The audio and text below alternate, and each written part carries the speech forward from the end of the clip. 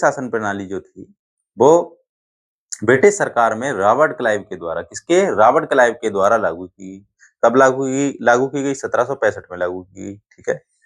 मैं अखिलेश सिंह व्यास GS classes में आपका स्वागत करता हूँ। ठीक है।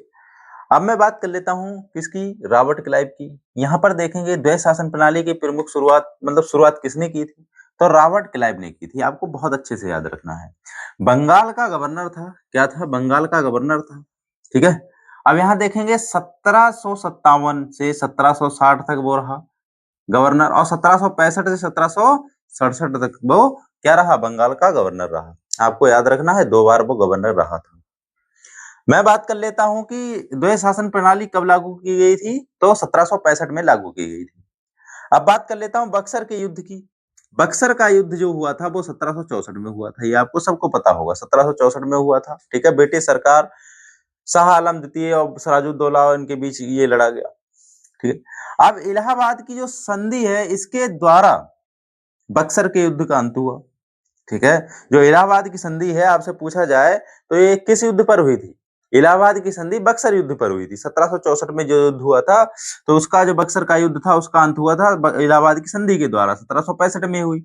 किसके किसके बीच हुई? शाह आलम, किसके किसके बीच? शाह आलम द्वितीय और ब्रिटिश सरकार के बीच में हुई है। ये आपको याद रखना है। अब द्वैध शासन का अंत देखेंगे। द्वैध शासन प्रणाली का अंत 1772 में हुआ, वारेन हेस्टिंग ने किया। किसने किया? द्वैध शासन प्रणाली का अंत 1772 में हुआ, वारेन हेस्टिंग गवर्नर था। वारेन हेस्टिंग के द्वारा इसका क्या हुआ? अंत हुआ। कहाँ लागू किया गया था? ये तीन जगह पर, 3 स्थानों पर, बंगाल, बिहार और उड़ीसा में। ठीक है। बंगाल, बिहार और उड़ीसा में ये क्या द्वैध शासन प्रणाली लागू की गई थी। ठीक है। Dual system. अब यहाँ बात कर लेते हैं, एक ये जुड़ा हुआ है 1757, आपको दिख रहा होगा। तो 1757 में प्लासी का युद्ध हुआ था। क्या हुआ था? प्लासी का युद्ध हुआ था। ठीक है। किसके किसके? रॉबर्ट क्लाइव नेतृत्व करता थे ब्रिटिश सेना के, और सिराजुद्दौला। ठीक है। अब मैं बात, ये हो गया हमारी प्लासी का युद्ध। ठीक है। अभी आप देखेंगे तो जो अभी हाल ही में जो एसएसबी का एग्जाम हुआ, वो एक इसमें ये क्वेश्चन आया हुआ है। ठीक है। अब बात कर लेते हैं। तो प्रशासनिक शक्तियों को 2 भागों में बांटा गया था। ठीक है। वो 2 भाग कौन कौन से? एक दीवानी था और एक निजामत था। कौन सा था? एक दीवानी और निजामत। तो जो दीवानी थे उसमें राजस्व प्राप्तियां कौन सी? राजस्व और नागरिक प्रशासन था उसमें। ठीक है। यानी ये समझिए, जो दीवानी था यानी उसमें अर्थ की बात, यानी कि पैसा। ठीक है।